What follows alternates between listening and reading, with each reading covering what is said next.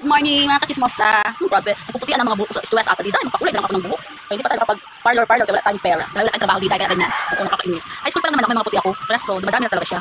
Doon talaga ang buhay. Buhay ay buhay. Ay magkape diday. Kaya Sunday ngayon, Sunday maulan. Oo, ano, magsipagsimba na pa kayo. Kaya Sunday ngayon diday. Totoo lang ako. Noon, yung gising tuloy. Yung buhay pa yung nanay at tatay ko. Tuwing linggo talaga. Nagsisimba kami. Hindi, parang attendance mo yun. Kay sa umaga, ang mama at papa ko alas 5 pa lang ng umaga, nagkakapihan na yung kailangan maaga sila magpunta sa simbahan. Kasi gusto nila sa unahan. Ayaw nila magsisimba sa simbahan ng nasa gitna o nasa likod. Ayaw ni mama ko. Ayaw ng mama ko at papa ko. Gusto ng mama ko dati ay lang sa unahan. Gusto niya narinig lagi nakikinig doon sa Diyos. Oo, yun. Kaya kami, after naman nilang magsimba, yung mga matanda, pag nagsisimba, mga bandang mga alas 10, alas 9, mga kabataan naman, ay lagi rin kami, para mga attendance. Good morning ka na. Nagsimba ka na ba kay Papa Jesus? Hindi nagsisimba. Si Simon, di ba siya nakapagsimba kay Papa Jesus? Diba? Napunta na kami doon sa mga, sa ang bahay ng Papa Jesus. Yung Friday naman yung Friday. Pero pag Sunday, nasimba talaga, hindi na kami nakapagsimba. I promise, hindi talaga, yung namatay yung parents ko, never na kami nakapagsimba. Sorry, pero yun talaga ang nasabi ko.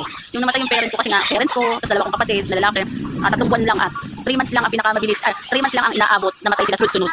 After nun, yung namatay sila, parang, hindi naman natakot, parang napagod ako magsimba. Ako, sa totoo lang, after dun, hindi na ako nagsisimba. Hindi na ako nag-ano ng, yung kakain ng, yung simbahan, pag sinusubo, tawag dun.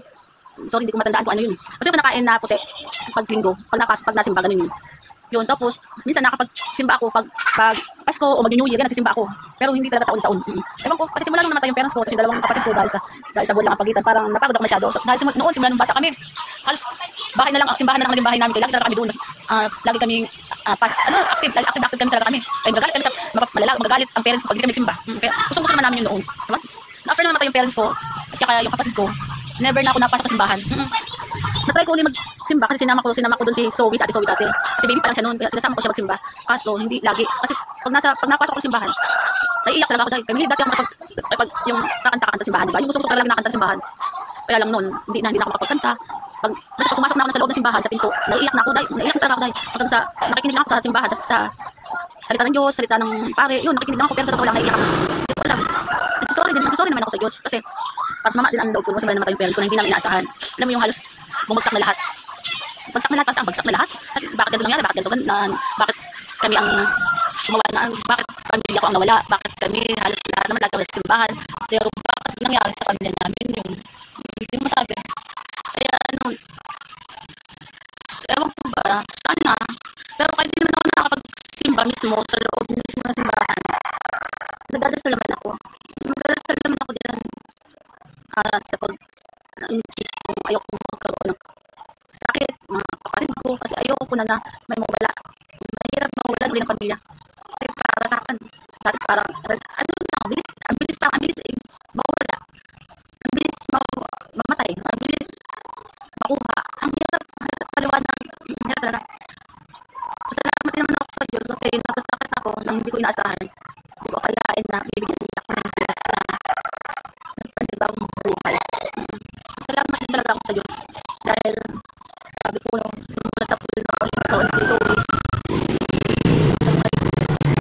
So, patanda ako, mataliman ako, gusto ko malaki na si Zoe.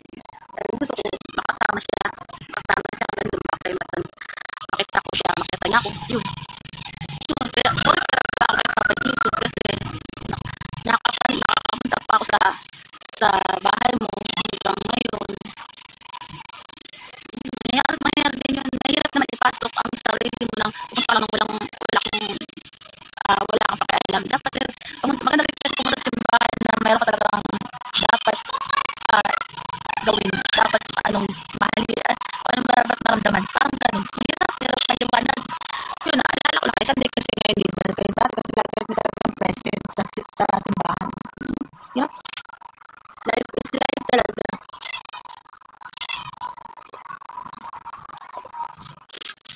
Siyempre, maano ko rin naman sila so matuto rin sila na magsimba lagi. Halos lahat kasi kami parang, pero mga kuya ko at saka isa kong kapatid na una po sa simbahan. Una po sila. Ewan ko, nahirap sa pakiramdam, nahirap sa paliwanag.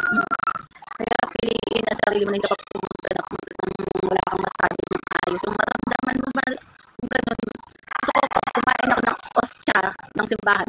Kung kakainin ako yan, gusto ko humingi muna ng tawad sa Diyos, sa harap ni Father. Parang ganun, di ba?